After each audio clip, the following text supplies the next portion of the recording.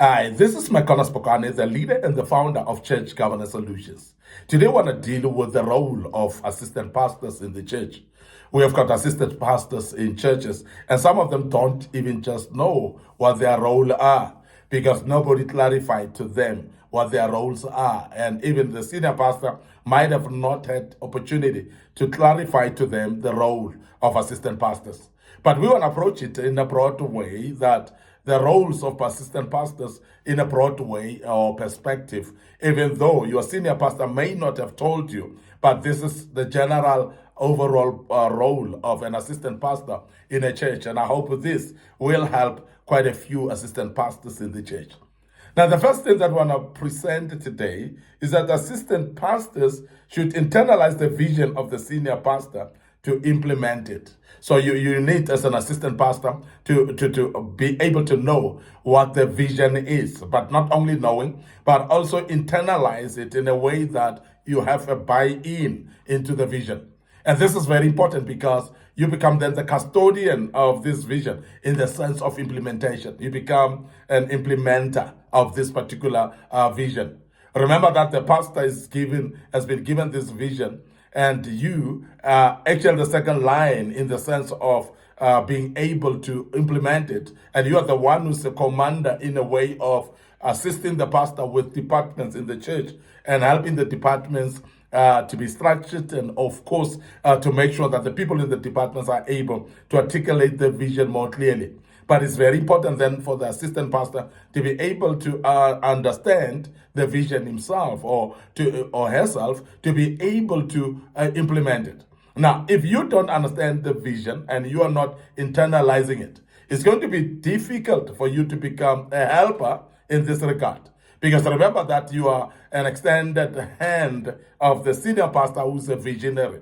So therefore, the vision needs to be known and internalized by you so that you can be able to share it with the members of the church and be able to implement it. And that's very important that we emphasize that. Now, the second thing is very important also is you need to relieve the pastor from some duties. There are those assistant pastors that will fold their arms and watch the pastor draining himself and overworking himself. And there are those duties that you could actually step in and assist the pastor with. And those are maybe leading of prayer meetings, for instance. That could be also assisting him in doing biblical teachings in Bible studies sometimes. It could be that there are those operational things like leading the departments and making sure that you run proper structures in the church. And that's assisting the pastor, relieving him or her to make him or her actually not exhausted and overworking themselves.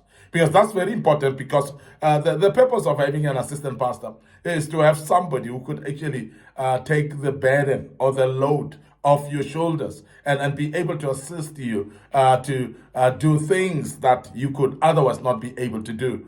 And most of the pastors are overworked in the churches because they've got actually assistant pastors just as a pawn, just as people that are put there, but they are not functional at all. And I want to urge all assistant pastors in churches that find a place in that church of things that you can do in order to relieve the burden upon the visionary and to relieve some work off their shoulders so that you can be able to relieve them so that they can have time as well to be dedicated much more into the word and in prayer as well. And this is very important because the senior pastor who's the visionary, they must actually be dedicated more in prayer and in the word, in studying the word and delivering it. And that's very key. So therefore, any other operational things around, the assistant pastor should be able to identify those and be able to offload those heavy work from the shoulders of the senior pastor, who's the visionary. And that's very key that we emphasize that. You need to avail yourself to be allocated tasks as well. Because there are times when the senior pastor would be overloaded with work and he's doing a lot of work and he's actually looking for someone to delegate. But inavailability of assistant pastors sometimes actually limit the senior pastors or the visionary from delegating some tasks.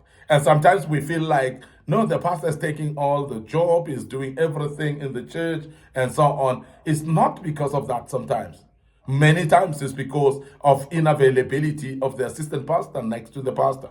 And the pastor would love to delegate some duties, but unfortunately, the assistant pastor is not available. And we've seen it many churches whereby assistant pastors, even willy-nilly, don't come and attend services. They are not available during church services. They are not available during midweek services, whether it's prayer meetings or Bible studies. They are not available. And where do you think then, as the senior pastor or the visionary, will delegate you the tasks? Because if you are not available, then they're not going to be able to delegate you the tasks. So we want to urge assistant pastors to be available at all times and to be available for the senior pastor or the visionary, so that they can be able to delegate some tasks to them, and so that they can be able to be involved in assisting the senior pastor or the visionary in the church. So your availability, therefore, as a assistant pastor is very important, because if you're not available, then there's no way they're going to delegate you some task, and there's no way you're going to find yourself assisting the senior pastor effectively. So we want to emphasize that as well. It is very important also to become the eyes and the ears of the pastor in the church, to become the eyes and the ears of the senior pastor, the eyes and the ears of the visionary. Because remember that as the church grows, the senior pastor cannot be all over the place, and he or she cannot be able to see everything happening. They may not be able to hear everything in the church that is happening. So there are times when one of the members might have lost loved ones, and the senior pastor or the visionary may not know. And there are times when somebody, a member of the church, might be going through rough times, whether it's in their marriages, in their family, or it could be at work, or any other trouble that they're going through. It could be with their children sick, or any other problem that they might be going through, but it may not reach the ear of the visionary. It may not be in the eyes of the senior pastor or the visionary. But you as an assistant pastor, it could be that you've heard about it.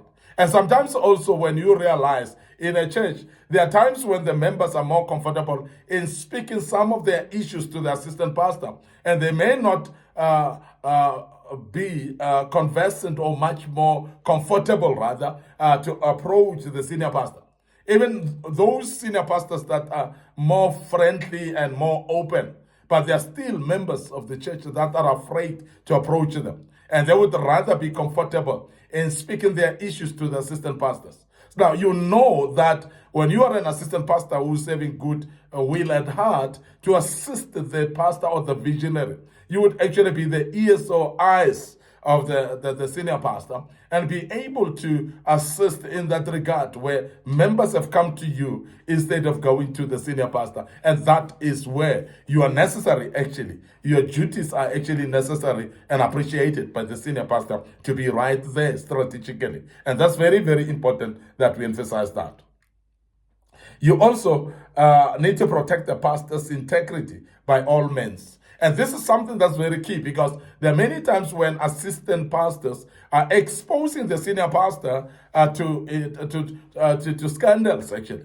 They're exposing them to members as well, because there are some weaknesses that the senior pastor might have. And you as an assistant pastor, it is your duty to assist in protecting the senior pastor, to protect the visionary, and not scandalize them unnecessary to the members as well. Don't expose their dirty linen. Don't hang their dirty linen amongst members and even people outside the church. You should be the one who's actually protecting the senior leader or the senior pastor by all means. That even though they've made mistakes, it's not up to you to be going around telling everyone about the mistakes of the senior leader or the senior pastor. And this is very important that you guard against that, because many times you find the very same assistant pastors being the ones that are scandalizing the senior man or the set man in the house. They are the very same ones who are actually leaking information that is meant to be consumed only by the leaders. and confidential matters of the church, and sometimes confidential matters which are the personal issues of the senior leader who's the visionary.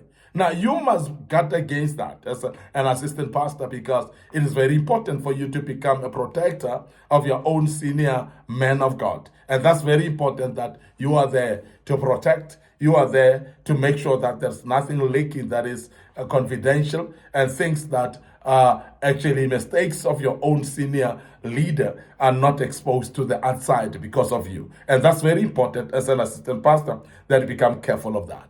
You need also to be exemplary in commitment, because when you are not committed, you are exposing the visionary.